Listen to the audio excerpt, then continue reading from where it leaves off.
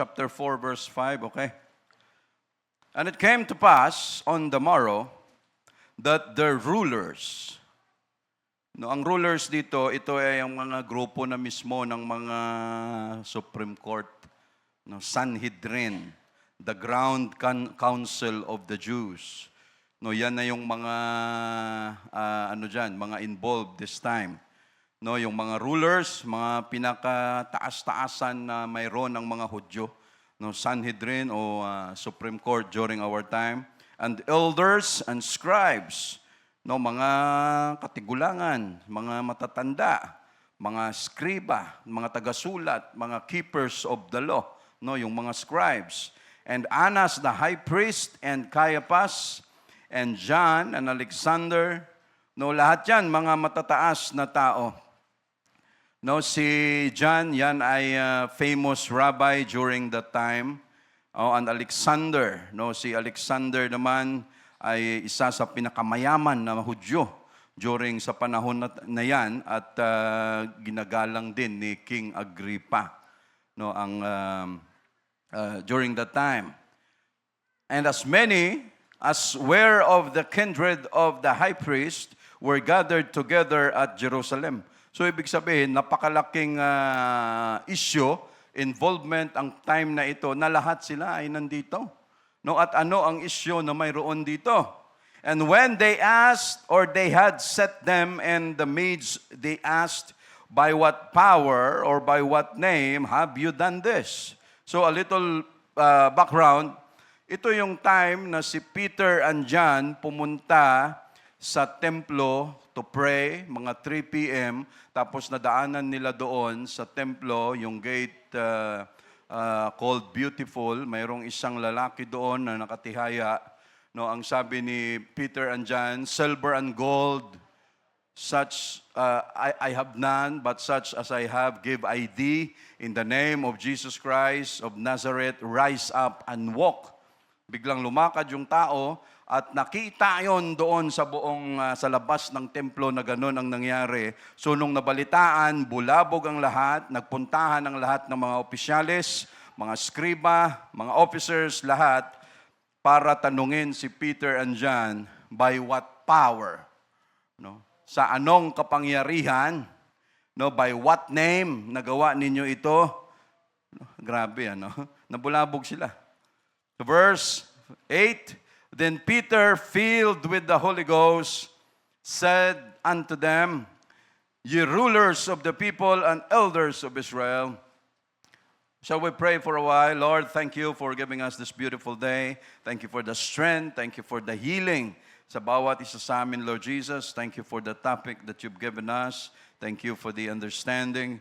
Lord, thank you for giving us always a teachable heart, willing to listen in every word that you've given us, Lord Jesus. Lord, we are so thankful for this day again, for the breath of life you've given us. Lord, we cannot do this alone. With all humility, Lord, help us. Be with us, Lord Jesus. Anoint your word, Lord, in Jesus' name. Amen. The title of our preaching, have you been with the Lord? No, have you been with the Lord? No, nakakasama mo ba ang Panginoon? No, do you have time for God? No, nakakapiling pa ba natin siya? Mayroon pa ba tayong effort na nagagawa sa harapan niya na makasama natin siya? No, so sa verse 8, then Peter, filled with the Holy Ghost, said unto them, you rulers of the people and elders of Israel. Si Pedro dito, malakas na ang kanyang loob. No, number 1, wala na si Jesus Christ. May Holy Ghost na sila, iba na ang lakas na mayroon si Pedro. Samantalang nung wala pa siyang Holy Ghost, sinabi lang nung babae dyan, di ba ikaw yung kasama ni Jesus Christ? Sumibat, binaliwala niya na kaagad si Jesus. Yun ang kanyang takot. But this time, iba ang boldness, iba ang tapang ni Pedro andyan. No, verse 9, if we this day be examined of the good deed done to the impotent man, by what means he is made whole. No, kung sa araw na ito, kami ay inyong examinin, ano bang examine? Sisiya sa atin, kung ano itong mabuting nagawa, no, sa isang taong impotent man na ito, may kapansanan, sa paanong paraan siya ay gumaling. Verse 10, "Be it known unto you all, and unto all the people of Israel, that by the name of Jesus Christ of Nazareth, whom you have crucified, whom God raised from the dead, even by him, doth this man stand here before you whole." No, kasi ito yung kanilang tanong. Kaninong kapangyarihan? Kaninong pangalan? By what authority na nagawa nyo ito? Ang sabi ni Pedro sa kanila, malaman para sa inyong kaalamang lahat at sa lahat ng tao na nandito na sa pangalan ni Jesus Christ of Nazareth na inyong pinapako sa cross, whom God raised, no, na muling binuhay ng Diyos mula sa kamatayan sa pamamagitan niya. Yung taong ito, no, ay nakatayo sa inyo na magaling na. Verse 11, "This is the stone which was set at naught of you builders, which is become the head of the cornerstone." Sabi niya, ito ang bato na inyong itinakwil. No, inyong itinakwil nung kayo ay nagpagawa ng inyong mga kabahayan, which is become na naging principal, naging presidente, naging ulo ng corner. Ano bang corner sa Tagalog? Panulukan. Verse 12, "Neither is there salvation in any other, no, sapagkat wala nang ibang kaligtasan sa kung ano paman, for there is none other name. Wala nang ibang pangalan under heaven given among men, no, mula sa silong ng langit na ibinigay sa tao kung saan tayo ay maliligtas." And that is the name of Jesus Christ, mga kapatid. And we are so thankful to God that we have this name. No? Kasi hindi sa lahat ng tao, every time nagbabasa ng Biblia, pero walang halaga to sa kanila. Because hindi nila maintindihan. But we have that name. Thank you, Jesus. We praise you, Lord. Sa verse 13, "Now when they saw the boldness of Peter and John," nung nakita nila ang katapangan ni Pedro at saka ni Juan, "and perceived that they were unlearned and ignorant men, they marveled." No? Sabi nila, saglit lang. No? Yung mga tao na ito, mga walang pinag-aralan ito. No, it doesn't mean na hindi sila nakapag-grade 1, nakapag-grade 2. Pero yung tinutukoy that they were unlearned, especially pagdating sa mga scriptures, mga word of God, hindi sila expert dyan because they were fishers. No, sila ay mga mangingisda. No, ang mga tao na expert, andon lahat ang mga nagtatanong, yon ang expert sa law of Moses, Sanhedrin Council, ang mga scribes, mga rulers, lahat sila, kabisado nila ang Word of God, kung anong mga nakasulat sa Old Testament. But this time, ang sabi nila, mga unlearned ito. Mga wala tong alam. No? Paano nangyari ito? Mga ignorante ito pagdating sa law of Moses. Sabi nila, nagtaka sila kung bakit nangyari ito, and they took knowledge of them, no, kanilang napag-alaman, that they had been with Jesus. No?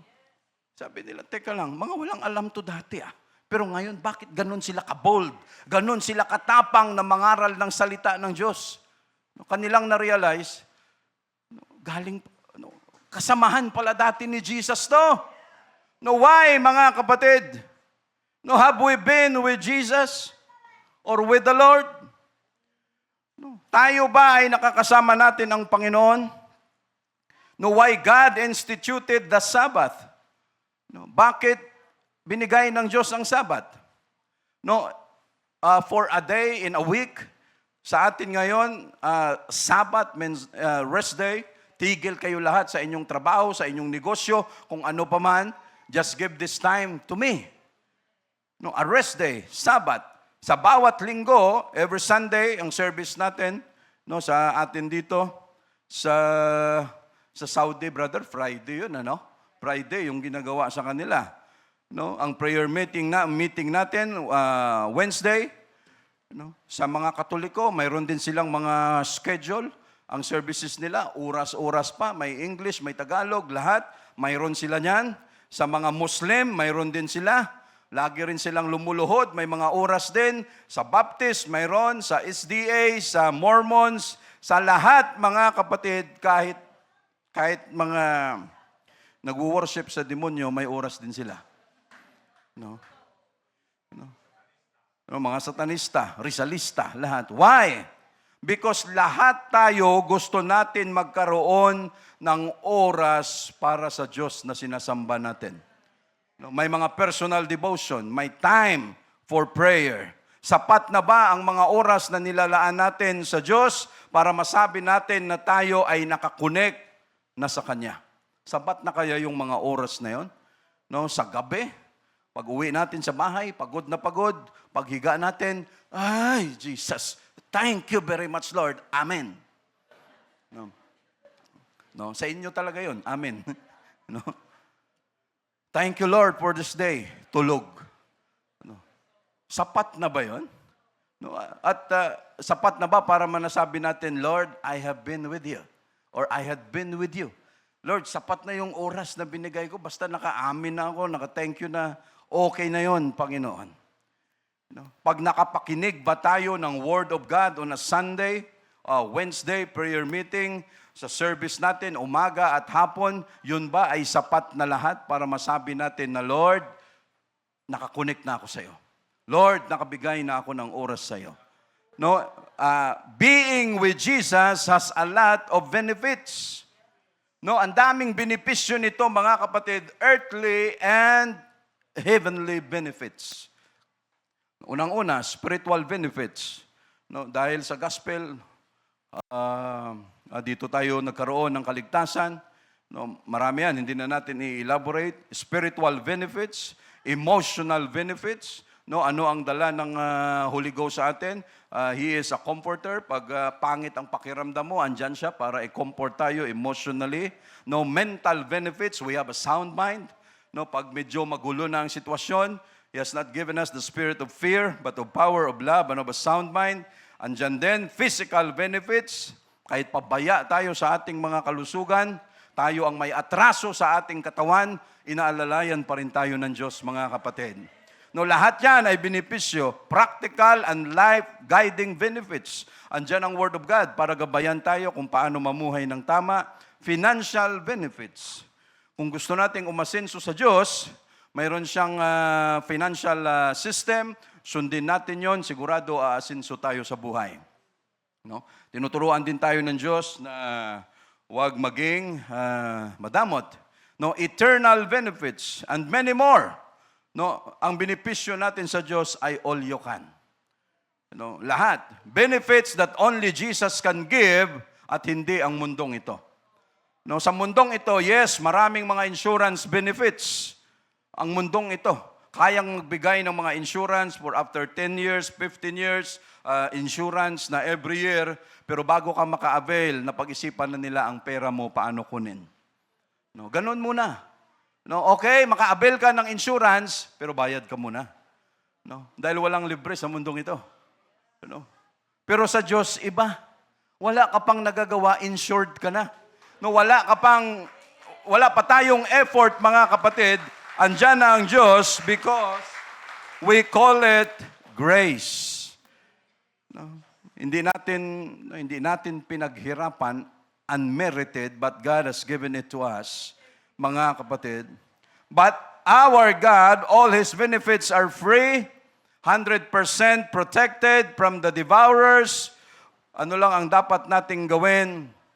We must be with Him always, mga kapatid. Seek ye first the kingdom of God and His righteousness, and all these things shall be added unto you. No? Ano ang nangyari dito sa mga apostles, mga kapatid? No, and that they had been with Jesus. Gaano ba katagal nakasama nila si Jesus? Saglit lang. Sabihin na natin, for 3.5 years or for 4 years, nakasama nila si Jesus Christ. Ganun lang ka-short o katagal ang pagsasama nila kay Jesus. Pero sa pagsama nila kay Jesus nung mga panahon na yan, their lives were changed. nagbago ang kanilang mga buhay, mga kapatid, nagbago in a positive way ang paglilingkod nila. No, yung buhay nila dati, ang dating matatakutin, naging matapang na sa pangangaral ng salita ng Diyos. Ang dating walang tiwala sa sarili, ngayon meron na. Ang dating magalitin, ngayon kalmado na. Ang dating walang pakialam, ngayon may pakialam na. No, hindi nakikipakialamera ha, kung hindi yung may concern ka na sa iba. No, ang dating madamot, kuripot, ngayon giver na. Ang dating prayerless, ngayon prayerful na. Ang dating faithless, ngayon faithful na. No, ano mga kapatid? No, why? Because being with the Lord always brings positive results. No, lives, again, change positively. Pag ang tao laging kasama ang Diyos, ang buhay niya ay magbabago talaga into a positive way. No, yung kagaya nila Pedro, 4 years lang nilang kasama si Jesus Christ, pero sa pagsama nila, ang dami nilang na-observe. Tayo mga kapatid, ilang taon na tayo sa church? 20 years, 15 years, 35 years, ilan pa, 10 years o 5 years. No, mas mahaba pa tayo at kung tutuusin, no, doon sa kanila. But they were loaded nung andito pa si Jesus Christ, mga kapatid. No, at dapat lang na makita, ano ang sabi dito? That they had been with Jesus. And beholding the man which was healed standing with them, they could say nothing against it. No, andun yung tao sa gilid nila nakatayo at wala silang masabi na masama. But when they had commanded them to go aside out of the council, they conferred among themselves. No, dito muna tayo. Usap-usap sila kung ano ang dapat gawin dahil wala silang masilipan. Verse 16, saying, what shall we do? This man, for that indeed a notable miracle had been done by them is manifest to all them that dwell in Jerusalem, and we cannot deny it. No? Yung miracle na ito, kitang-kita ng lahat at hindi natin ma-deny ito. No, wala tayong way kung paano ma-deny. But that it spread no farther among the people, let us straightly threaten them that they speak henceforth to no man in this name. No, ganito na lang. Takutin natin sila, balaan natin sila, warningan natin sila na wag na kayong magkukwento tungkol sa pangalan na yan. No? Ibig sabihin, mga kapatid, what we have right now, sa Canada, may bill o may law sila na ang sabi doon, hindi ka na pwedeng mag-share ba ng Word of God? No, hindi ka na pwedeng magbukas ng Biblia or no. Ibig sabihin, kung nangyayari yan sa time natin ngayon, mga kapatid, hindi na yan bago. No, because that time, talagang gano'n na ang gawain ng mga demonyo, ng mga kampo ni Satanas, na talagang takpan ang bibig ng tao para hindi masabi ang salita na Jesus. Because when the name of God or Jesus is being said, mayroong nangyayari sa buhay ng tao, mga kapatid. No? Alam niyo ang kinakatakutan ng mga Chinese government? Ang kinakatakutan nila na totally makapasok ang salita ng Diyos doon sa China, yun ang kinakatakutan nila, hindi sa gera or anything, kung hindi yun. Dahil pag nangyari yon, mabubuksan ang isip ng tao, ang tao magiging matapang at nakita na nila ang katotohanan, ayaw ng Chinese government yon. Dahil pag nangyari yon, sigurado gulo ang China. No, kaya yon ang kanilang gustong takpan, na wag mangyari yan, mga kapatid. No, and they called them and commanded them not to speak at all, nor teach in the name of Jesus Christ. No. Grabe, ano? Anong mayroon sa pangalan na ito? No, na ang mga, alam, nakakalungkot dito, mga kapatid. Yung members of Sanhedrin, kung saan andyan galing si Paul, no, they knew the Word of God, mga Pariseo, mga Sadducees, lahat sila expert, masters, doctors of the law of Moses, pero sila mismo ang number one na kontra in the name of Jesus. No? Ibig sabihin, yung talino natin na ito, no, even with the Word of God, kung hindi tayo bigyan ng Diyos ng tamang understanding, walang kwenta ito. No, kahit mga scribes, mga Pariseo mismo, mga Sadducees, no, para kang alam mo yung salita, pero ang meaning ng salita, ang lalim ng salita, hindi natin alam. No? Mabuti pa ito si Peter and John. Verse 19, but when Peter and John answered and said unto them, whether it be right in the sight of God to hearken unto you more than unto God, judge ye. No, kung ito ba ay naayon sa mata ng Panginoon para to hearken unto you more, para mas makinig pa sa inyo kaysa sa Diyos, kayo ang humusga. For we cannot but speak the things which we have seen and heard. No, hindi nyo kami mapigilan sa pagsalita ng mga bagay na ito na aming nakita at narinig. Ibig sabihin, we are the witnesses kung ano ang mga ginawa ni Jesus Christ nung panahon niya at hindi nyo pwedeng busalan ang aming bibig dahil yun talaga ang nangyari. No? And we are so thankful to God, mga kapatid, because ang tao, just like us, nagbago ba ang buhay natin nung nakareceive tayo ng Holy Ghost? Ano? Pag sinabi natin, brother, mas lalong sumama. Ay, hindi kasalanan ng Holy Ghost yun. No, kasalanan natin yun. Ay, brother, lalo akong naghirap. Bakit lalo kang naghirap? No? Baka mali ang formula mo. Baka mali ang iyong mathematics. No, ano ang nangyari? No, Exodus chapter 34, verse 29.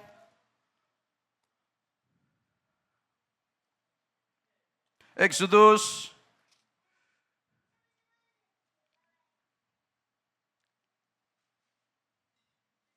34, verse 29. Okay. And it came to pass when Moses came down from Mount Sinai, after 40 days of being alone with God, si Moses for 40 days and 40 nights, without eating bread nor drink water. Pagbaba niya, when Moses came down from Mount Sinai with 2 tables of testimony in Moses' hand, when he came down from the mount, that Moses wist not that the skin of his face shone while he took with him. Hindi napapansin ni Moses na ang kanyang mukha, ang kanyang balat, lumiliwanag habang kaharap niya yung mga Israelites. Wala siyang kamuwang-muwang nun. And when Aaron and all the children of Israel saw Moses, behold, the skin of his face shone, that they were afraid to come nigh him. Kita natin yung effect physically, mga kapatid. Pag ang tao laging exposed sa glory of God, sa presensya ng Diyos, can we see the effect? Physically, kita mo lumiliwanag. No, hindi ito magic. Kaya may mga tao nagsasabi, bakit ang liwaliwanag ng mukha mo? Because that is the glory of God. We have the Holy Ghost, mga kapatid. No, nakikita.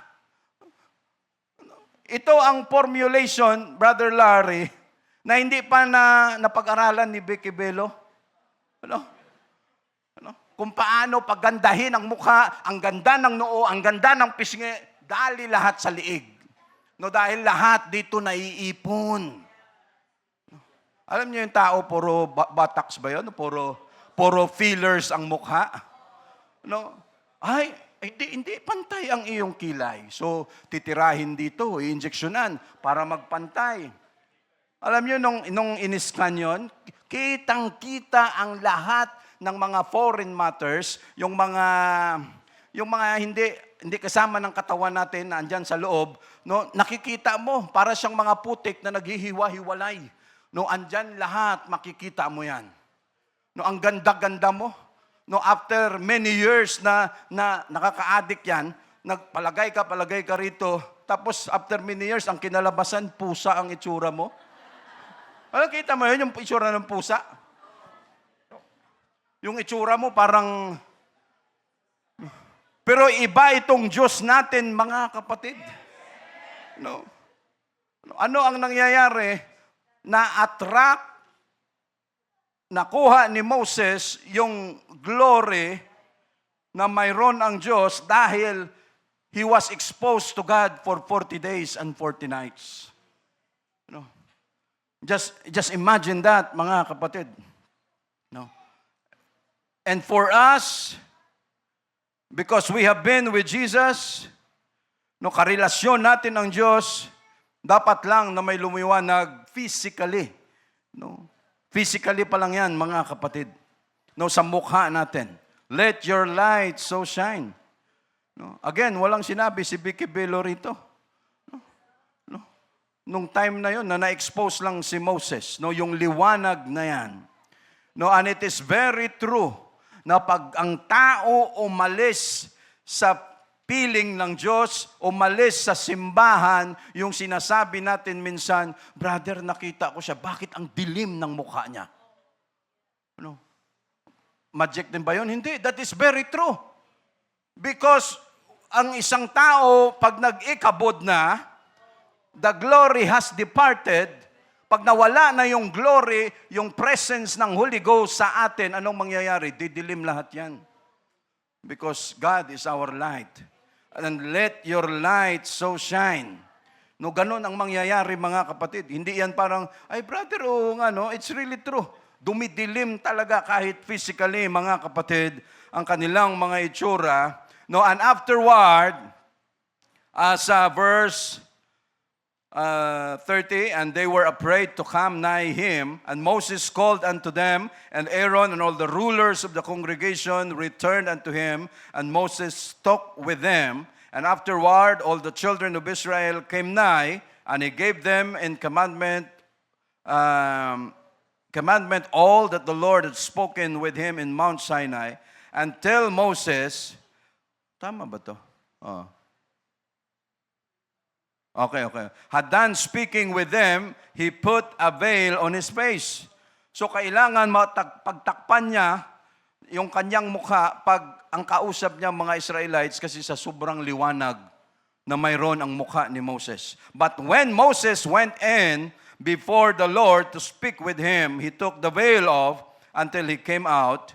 No, so siyempre, pagkausap niya naman ang Diyos in reverence, may paggalang, siya naman ang magtatanggal noon dahil haharap siya at makikipag-usap sa Diyos, mga kapatid.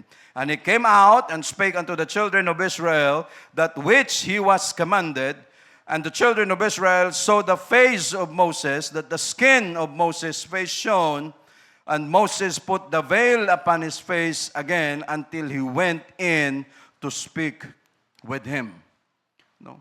Visible representation, mga kapatid, manifestation, no, na pag ang isang tao andon sa presensya ng Diyos, mag-glow talaga ang kanyang, no, physically pa lang yun. And if we have been with Jesus, no, always, no, kung tayo ay lagi rin sa kay Jesus, our knowledge, our wisdom, our revelation will increase. No, deeper understanding, especially in knowing Him. No, God wants a relationship with us like the relationship dito sa mundo, mga kapatid. No. Bakit may mga mag-asawang naghihiwalay? No.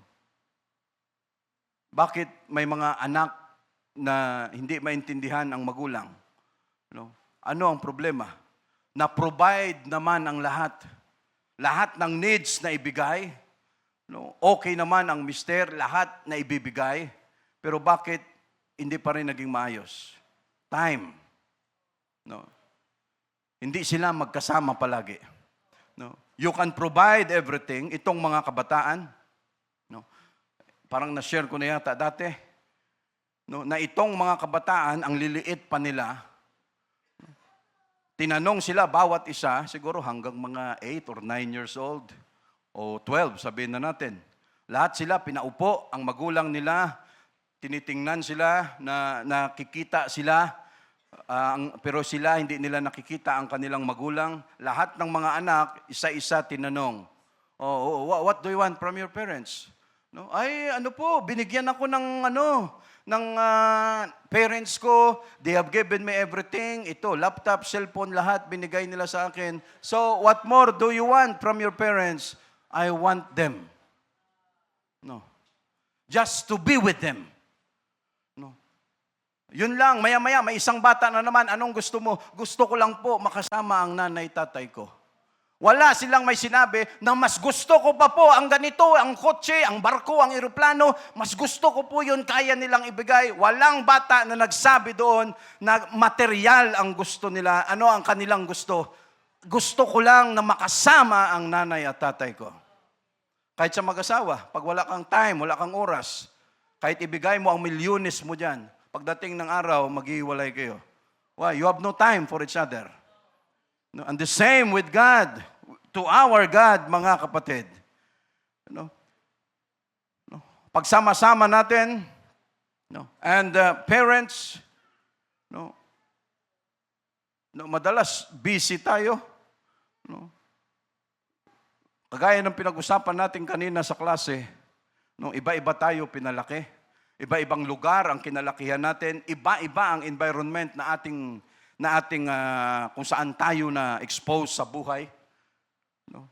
Pero bilang ito mga kapatid, again, tayo na mga magulang, ano ang sabi ng Biblia? Train up a child in a way that he should go, for when he is old, he will not depart from it. Train up a child. No, it is not easy to train. Hindi madali ang mag-train. No, very taxing, napakahirap, paghandaan mo, magtuturo ka lahat, train up a child. May mga parents, hindi iko-correct ang kanilang mga anak kasi bata pa. No. Hay, wag mong iko-correct, hayaan mo yan kasi bata pa. Pag lumaki, magbabago yan. No. Alam nyo, yung mga anak natin, pag tumingin tayo sa kanila, that is your mini-me. No, pag tumingin ka sa anak mo, parang ako talaga ito ah. Kaya kung salbahe ang anak mo, parang ikaw din, makikita mo. No, parang ako rin to ng bata. No, ito masyadong makulit, parang ako. No, lahat. Why? Alam nga naman manggagaling sa kapitbahay ang ugali niyan. No. Sa atin yun ang galing, mga kapatid. No? And I believe, no, mini-me, parang tayo yun. No? Ano ang sabi ng Biblia? No? Pag ang bata matino hanggang paglaki, sino ang i-honor? Yung tatay. No? Pag ang bata masama, kaninong sisi ang lahat? Sa nanay. Why? Because ang tatay, ang setup, magtatrabaho sa labas, siya lahat, kung ano ang mga instruction, mga pinag-iusapan nila ng kanyang asawa, o ito ang i-implement mo pagdating sa bahay. So, ang nanay ang may iiwan sa mga anak, ang tatay na sa labas. Pag hindi ginampanan ng kanyang nanay ang lahat ng mga pangaral, no, andyan sa bahay, pag hindi niya yan nagawa, at pag lumaki ang bata na masama, ikaw lahat ang masisisi. No, pero pag yan matino, ang sabi ng tatay, akin lahat yan. No? No? Parang unfair, ano? But yun ang setup ng Diyos. No, dahil nung time na yon, kahit sa ngayon, ang naiiwan yung nanay. At hindi po pwede, mga kapatid, again, no, iba-iba tayo ng henerasyon kung paano tayo lumaki. No, but as parents, hindi po pwede. Dahil ba sa ang hirap ng pinagdaanan natin sa buhay, tayo nagkaroon ng mga anak, anong gusto natin? Gusto ko sa anak ko, komportable. Ang gusto ko, ayaw siyang mahirapan. So anong gagawin? I-spoil mo ng i-spoil. No? Dahil ayaw kong maranasan niya ang lahat ng hirap ko. Paglaki, sinong masisisi? Ikaw. No? Why? No? Pag ang bata, walang training. No? Ano ang nangyayari minsan? No? No, pag ang magulang tamad, no, walang panahon. Oy, anak, you have only 5 minutes. Okay, ano ang issue mo sa buhay? Sabihin mo sa akin. After 5 minutes, wala na. No, tapos na ang time mo. No, pag gano'n ang magulang, expect mo na. No, kung ano ang pwedeng mangyari sa bata, mga kapatid. No, at kung tayo na parents, andyan pa ang nanay at tatay, hindi pwedeng magkasalungat ang rules sa bahay. Pwede sa nanay, hindi pwede sa tatay. Pwede sa tatay, hindi pwede sa nanay. No, pag dinisiplina ang bata ng nanay, tatakbo kay tatay. Doon na lang ako sa tatay kasi yayakap-yakapin pa niya ako kasi pag kay nanay, papaluin ako agad. No. As parents, pag-uusapan nyo yan. Kasi ang tendency ng bata, paiikutin niya tayo, kuha niya ang loob natin. Again, kung andyan ang parents ng bata, lola, lolo, wag makialam. No, why? Thank you sa mga supporters. No, why, mga kapatid? Ang bata malilito. Ang bata maguguluhan. Dito na lang ako kay lolo at lola kasi pag sa kanila pwede, mabuti pa si lolo, naiintindihan ako, si lola naiintindihan ako kasi pag kay mama, kay papa, masyado silang strict, dapat ganito, dapat ganyan. Ang unang tanggalin mo sa buhay nyo, yung lola at lolo. No, it's very true. Pasalamat ako kay, pareho naman na silang wala, kay Sister Edith tsaka kay Brother Anton, na ni minsan hindi sila nakialam. No. Wala na nga eh. But during that time, we are not perfect parents. Walang perfectong parents. Kahit gawin mo ang lahat, pagdating ng panahon, may kanya-kanyang isip na yan, may sarili na silang desisyon, mayroon na silang desisyon na mamili, kahit nagawa pa natin ang lahat ng tama na para sa kanila, time will come, kung mag-fail man sila, desisyon na nila yon. No? Kaya sa atin naman ng mga anak, huwag nating sisihin ng gusto kung anong pagkukulang ng magulang natin. Na para bang hanggang sa tumanda ka na, yung hatred mo sa magulang mo hindi pa nawala. Ganito kasi pinalaki kami. Talagang lahat, ang tagal nang nakabaon ng nanay mo at tatay mo sa lupa. Hanggang ngayon, no, mga kapatid, no, sabi ko nga kay Esther Cyril noon, sabi ko, pero mabuti hindi talaga sila nakialam. No? Dahil sabi ko, pag sila nakialam, unang-una, hindi nila makikita ang apo nila. No? Talagang hindi ko hayaan. No? Dahil kung ang tendency nila, because ganun. No? Ay, talagang ano to? Andito naman si Kuya Mark, Brother Mark. No? Andyan si MJ. No? Minsan pa naman si Daddy pag, ay, yan, talagang tunay kong apo yan. Yung dalaw, may pagganyan-ganyan pa siya. No? Brother MJ, malaki ka naman na. Saan si MJ? Matured ka naman na. No? No, may pagganong-ganon pa si Daddy. No, kapatid, ipaparinig mo pa dun sa iba mong apo. No, kasi yung iba niyang apo, wala namang masama pag sinabing adopted. No, pero minsan may ganon. Ang tendency i-spoil. No, at ano ang gusto natin, mga kapatid? No, itong mga kabataan natin, gusto natin ngayon pa lang, make your time, absorb the Word of God, and be with the Lord always, mga kapatid. No, dahil what?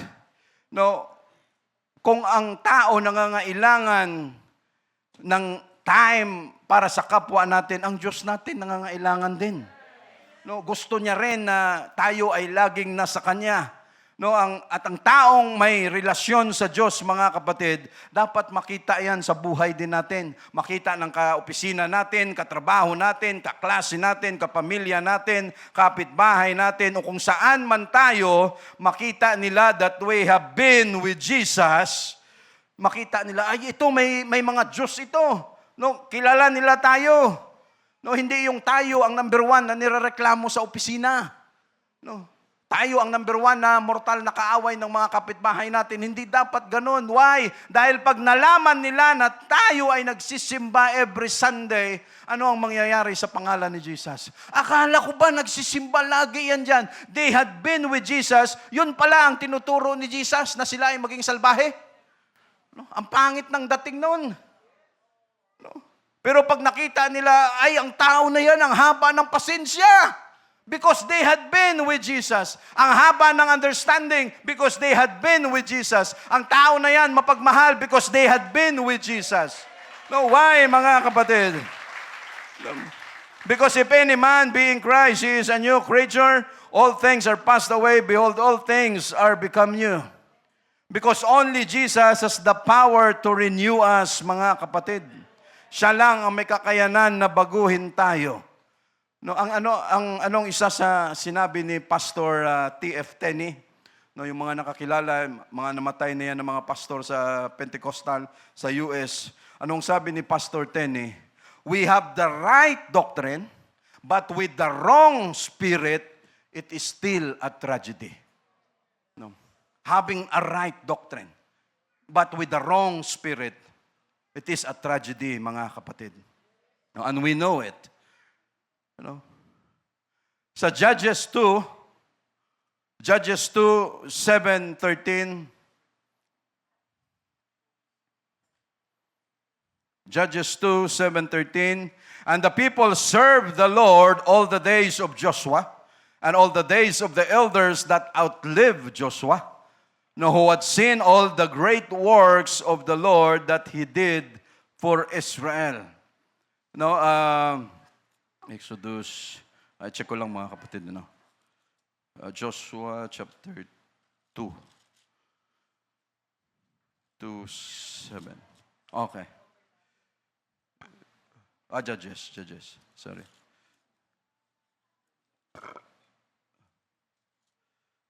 No, we are talking about generation din, mga kapatid. No, kagaya sa klase natin kanina, no. Generation.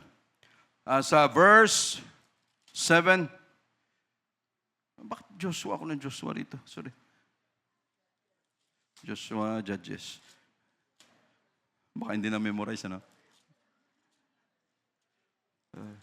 Judges chapter 2, verse 7. And the people served the Lord all the days of Joshua and all the days of the elders that outlived Joshua, who had seen all the great works of the Lord that He did for Israel. No, yung mga tao na ito, nakita nila kung ano ang mga nagawa ng Diyos sa panahon ni Joshua, pero marami na dito ang namatay na at mayroon na ulit panibagong henerasyon. Verse 8, and Joshua the son of Nun, the servant of the Lord, died, being 110 years old. So namatay na si Joshua, their great leader, and they buried him in a border of his inheritance in Timnath Heres, in the mount of Ephraim, on the north side of the hill of Gaash, and also that all that generation were gathered unto their fathers, and there arose another generation after them, which knew not the Lord, nor yet the works which He had done for Israel. No? Bakit ang susunod na henerasyon, mga kapatid, hindi nila kilala at hindi nila alam kung ano ang mga ginawa ng Diyos sa kanila? Nung andyan si Joshua, lahat sila naglilingkod sa Diyos, but another generation, nung namatay na si Joshua, ano ang nangyayari at ano ang nangyari rito, mga kapatid? Nung wala na si Joshua, hindi na nila kilala ang Diyos, nor ang mga nagawa ng Diyos, hindi na nila kilala. Ano ang problema? No, they had not been with the Lord this time. Wala na silang panahon sa Diyos. Hindi na nila kilala ang Diyos. At ano at sino ang may problema, mga kapatid? Those generation na nauna sa kanila.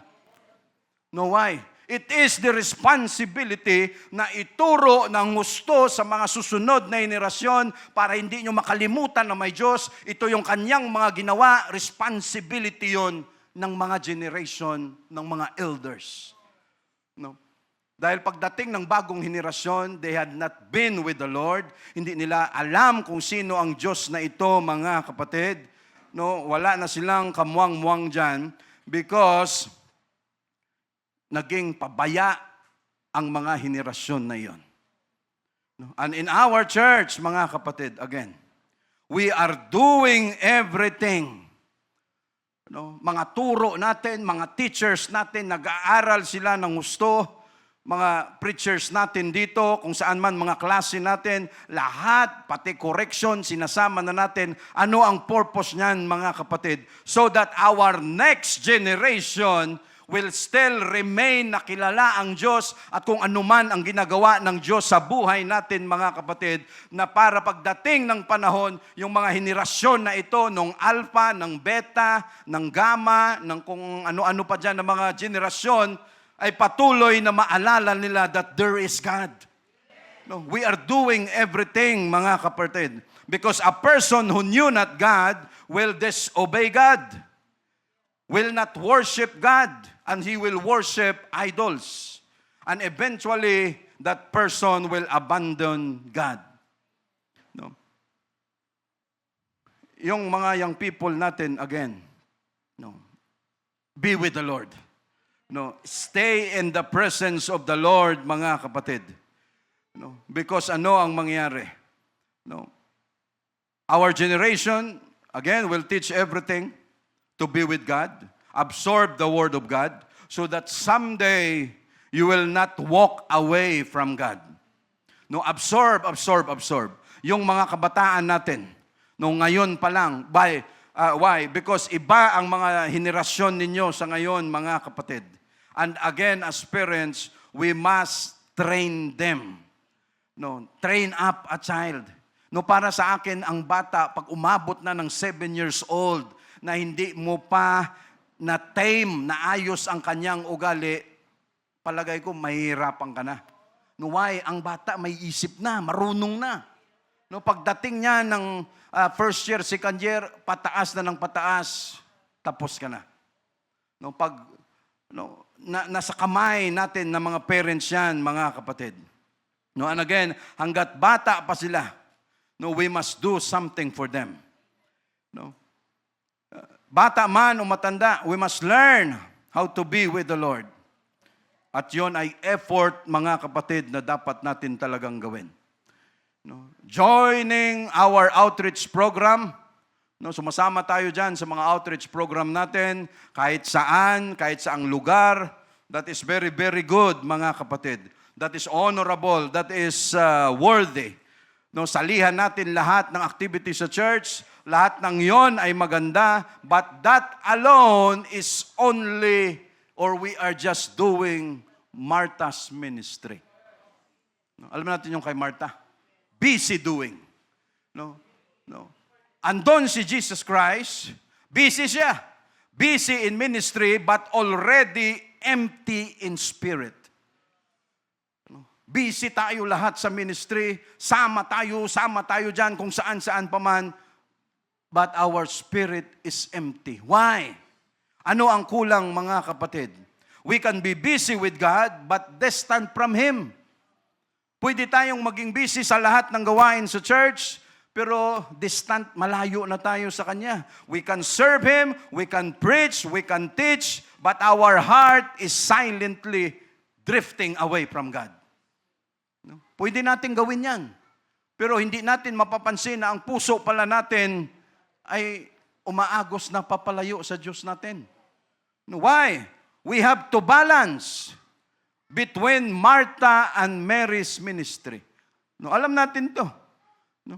A ministry without intimacy with God becomes a performance.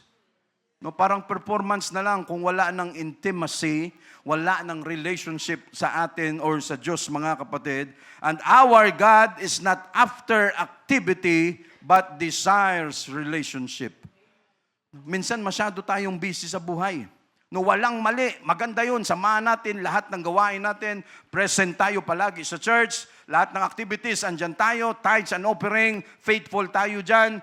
Prayer meeting, andyan tayo palagi. We are busy doing. But sometimes, no, ano ang sabi?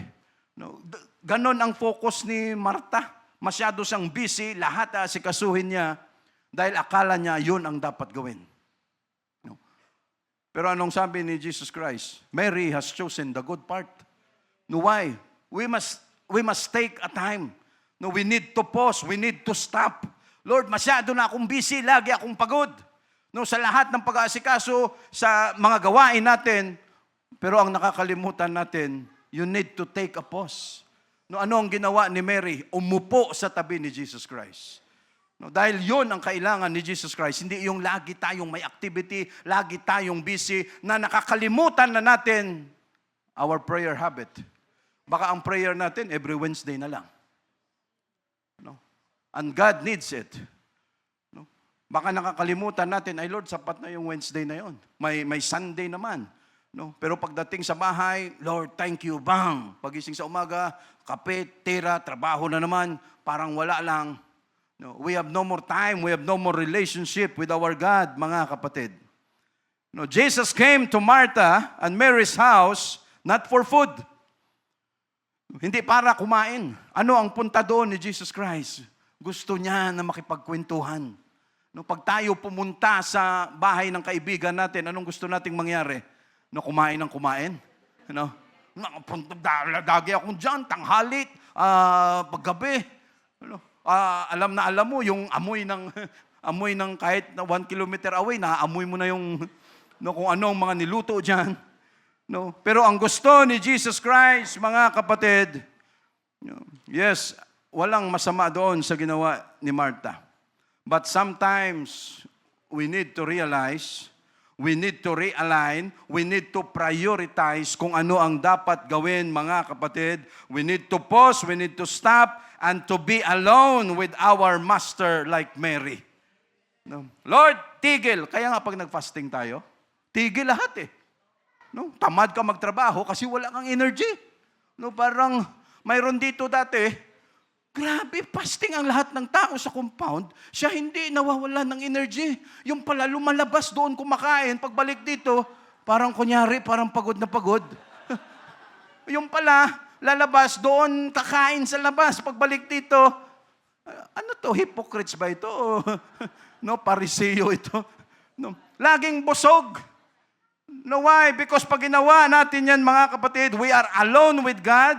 Pag nag-fasting ka, of course, parang wala kang gana, pero ang ganda ng focus mo pagdating sa presensya ng Diyos. No, at yon ang inahanap ng Diyos, mga kapatid. At the moment, again, prayer and fasting. Lumuluhod ka dyan, walang laman ang tiyan mo, nagpipray ka, iba ang dating. No, may focus. No, talagang, no, alam natin yun, no? Puro tayo kain ng kain. Tapos, pagluhod mo, instead na may focus ka sa Diyos, hindi ka makafocus kasi ang tiyan mo, ang hirap tunawin ng mga kinain mo. No? Hindi ka wala kang focus, mga kapatid.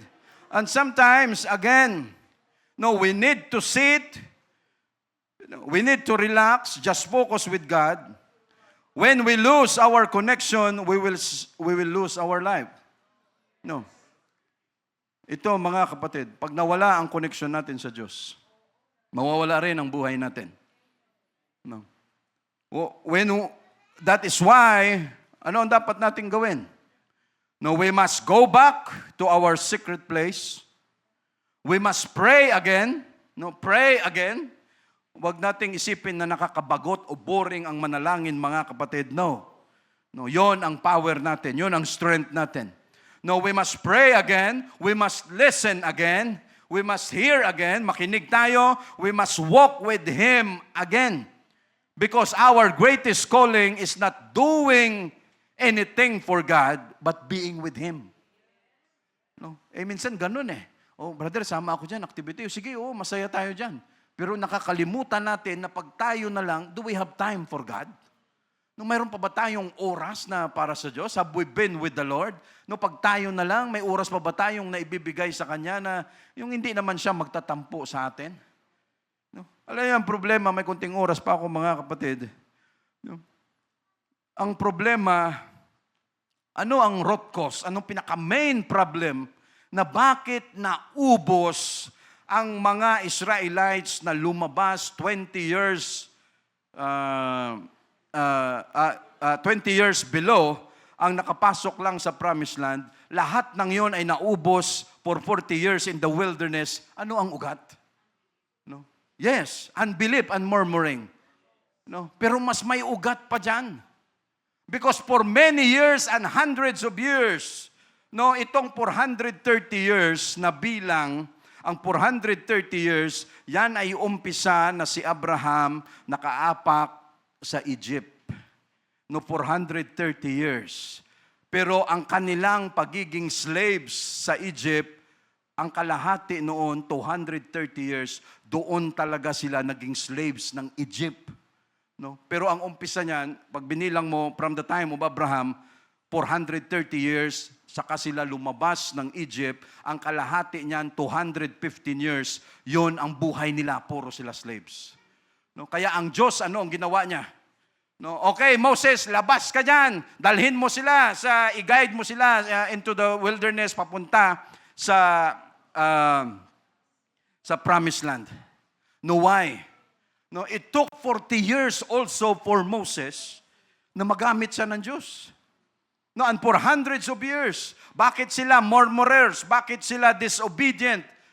Na sila, ang Diyos ang nagpo-provide ng lahat. No, at doon sila naubos, hindi dahil sa Diyos ay incapable para i-provide ang lahat ng needs nila. Saan sila naubos? Again, because of murmuring and unbelief.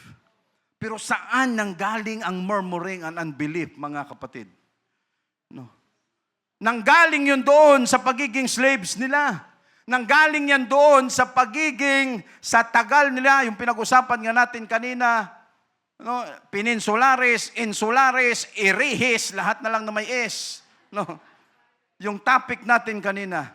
No, we have been a servant, tayo ay sinakop, again, ng mga Kastila for almost 400 years. Lahat ng kultura, lahat ng tradisyon, lahat ng paniniwala na mayroon tayo, may mga aswang, may mga tikbalang, may kapre, white lady, lahat, dala-dala natin. Ano ang sitwasyon ng mga Israelites? Paglabas nila ng Egypt, they had not been with the Lord for hundreds of years. No. Hindi nila natagpuan ng Diyos for many years, hundreds of years. Ano ang buhay nila? They were slaves. Nung wala silang kamuang-muang, sino ang Diyos? Ano ang ginawa ng Diyos na yan? Nung time na sila ay naging slaves for hundreds of years, wala silang kamuang-muang. Kaya paglabas nila ng Egypt, dala-dala nila ang utak na yan. No. Tayo rin. Kahit andito na tayo sa church, ano ang dala-dala na utak natin? Mga paniniwala galing doon sa kung saan tayo nanggaling. Andito na tayo sa church, may multo pa rin. Andito na tayo sa church, takot pa rin tayo sa dilim. Saan natin nakuha yan? Doon lahat nakuha natin sa Egypt. No, lahat ng paniniwala nila for hundreds of years, doon lahat nanggaling sa Egypt. Kaya ang Diyos naman, si Moses, hirap na hirap kung anong dapat gawin. But Moses alone, it took 40 years for him na magamit siya ng Diyos. Ano ang purpose? To change his mind, to change his character, dahil siya lumaki rin sa Egypt for 40 years. Anong plano ng Diyos? For 40 years, andyan ka, lahat ng alam mo, lahat ng ideas mo, nang dyan ka tumira sa Midian, babaguhin natin yan. No, because I cannot use you pag ang utak mo andun pa rin galing sa Egypt. No? Kaya andito na tayo sa church, mga kapatid, pero ang pagiging reklamador natin, ang hugot natin, saan lahat yan ang galing? Doon galing sa Egypt. No. Ay, sabi ni Brother Sam, di ba, wala daw multo, pero mayroon talaga eh. No? Kahapon lang naramdaman ko eh. No, talagang, saan natin nakuha yan? Doon sa lahat ng pinaniniwalaan natin. No? Doon nag-ugat. No? Kaya sabihin lang natin, ayan, reklamador yan. Ano ang ugat? Bakit siya reklamador? Bakit siya murmuring? Bakit siya unbeliever? Saan ang galing yan? Doon lahat sa pinaniniwalaan natin. Dati pa. But Lord, we are so thankful. No, dahil ano ang sabi ng Diyos for 40 years na sila gumagala doon sa wilderness. To prove you, to reprove you, to correct you, and to know what was in your heart. No, kaya kayo pagala-gala dyan. At ang gusto nating mangyari, mga kapatid, na sa pagdating ng rapture, or tayo, siguraduhin natin na tayo ay makapasok sa promised land. No, at ano ang requirements ng Diyos? Tanggalin natin lahat ng kaisipan na nahigop natin na galing sa Egypt, galing sa mundong ito, kung ano man ang kinalakihan natin, tanggalin natin lahat yan para time will come, makasama tayo sa rapture. No, why? Kasi every time ang tao may reklamo sa church, saan nanggagaling yan? No, kung paano siya lumaki. Kung ano ang kanyang mga nahigop, anong kanyang mga nahugot. No? Andito na tayo sa church. No? Ilang years na tayo dito sa church, marami sa atin dekada na. Pero minsan, pag nag-usap-usap, maririnig pa rin natin eh. No, may ano pa rin, naniniwala pa rin tayo. No, talagang, oo, dyan ako gumaling, mabuti, ang galing nung manghuhula eh. Pinagaling talaga ako ng albularyo. Saan galing lahat yan, mga kapatid? Doon sa Egypt. At anong gustong mangyari ng Diyos? Ang gusto niyang mangyari na mabago natin lahat yan. And that is not impossible, mga kapatid. And again, what we should do, we must stay with the Lord. We must give time, effort, service to God. Magbigay pa tayo ng mahabang oras for us to be with the Lord always, mga kapatid.